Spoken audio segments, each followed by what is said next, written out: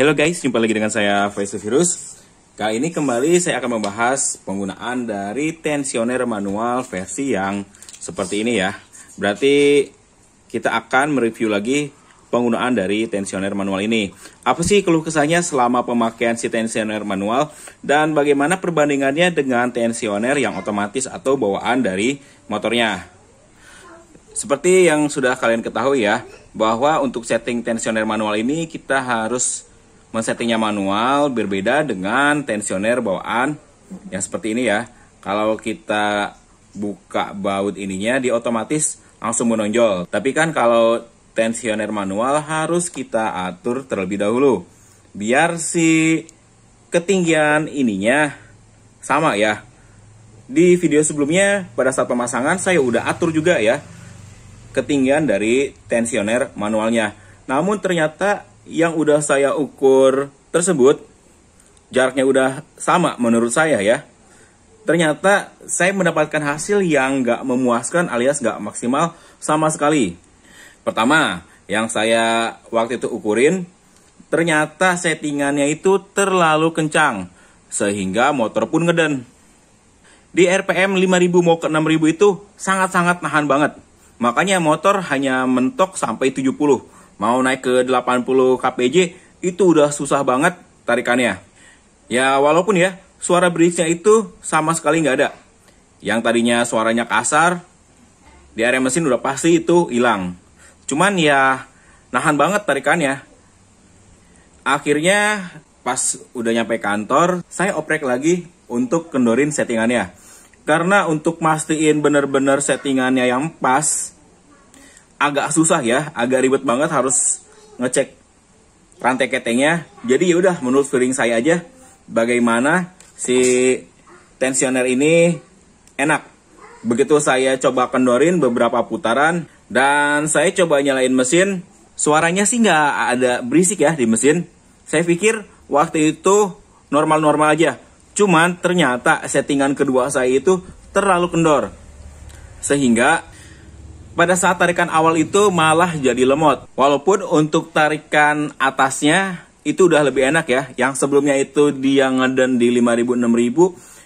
Setelah saya agak longgarin, udah cukup enak di tarikannya. Namun setelah sampai di rumah dan besoknya lagi motor saya pakai, ternyata suara motor makin berisik. Pada saat mesin dingin, tarikan awal itu suaranya ngelotok lagi. Sama seperti kejadian pada saat tensioner ini jebol. Cuman lebih halus sedikit ya. Nah, ketika mesin panas, suaranya berangsur-angsur menghilang. Walaupun masih ada, cuman kecil banget suaranya. Setelah itu ya udahlah, daripada bongkar-bongkar, akhirnya saya putar lagi si setelannya, pakai feeling lagi. Saya coba putar 2 putaran lagi. Dan saya kencengin lagi nih baut ininya. Alhamdulillah ya, itu tarikan enak banget. Nah disinilah memang susahnya kita pakai tensioner manual. Karena settingan itu kita nggak bisa pastiin langsung enak. Harus beberapa kali uji coba biar sesuai dengan bawaan tensionernya. Alias pakai tensioner aslinya ya. Terlebih lagi ada masalah lain. Ini mur yang ada di sininya, yang udah saya jelasin juga, kalau kita nggak dikencengin, dia bakal ngendorin sendiri. Dan ini udah kejadian juga ya, 2 kali kejadian kalau nggak salah. Si mur ininya dia ngendorin sendiri.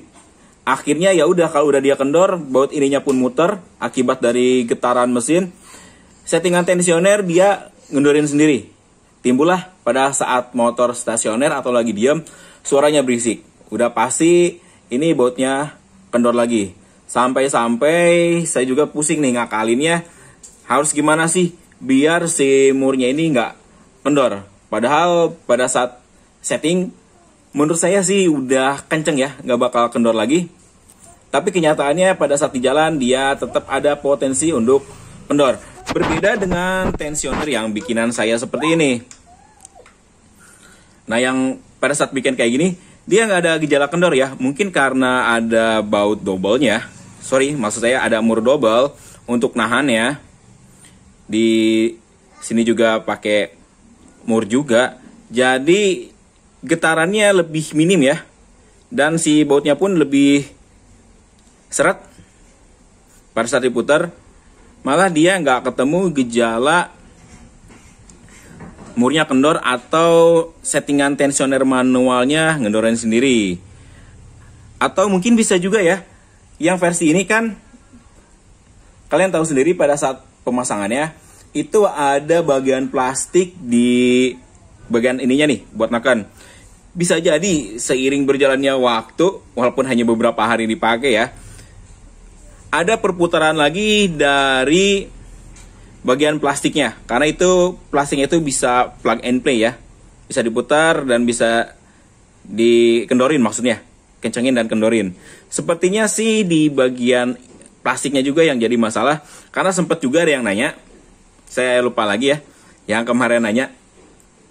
Dia bilang, bagaimana ketahanan dari bagian plastiknya, apakah bisa tahan apa enggak? Nah mungkin ini bisa sedikit kasih gambaran ya.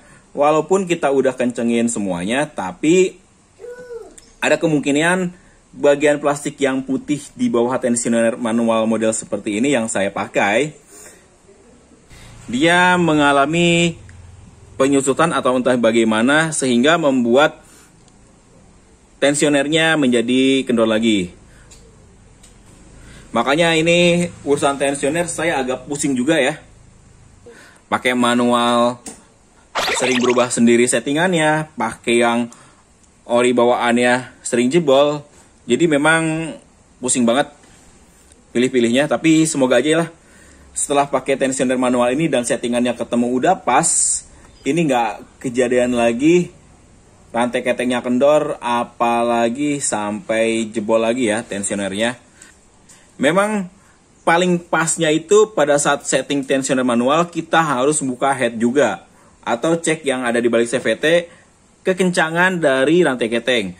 Kalau masih awam pasti nggak tahu ya settingan kekencangan rantai keteng yang pas seperti apa.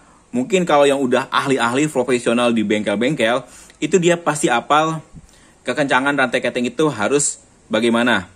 Cuman berhubung di motor Yamaha Aerox saya udah pakai tangki yang 8 liter, terus pakai monosok, jadi agak susah untuk ngecek langsung headnya.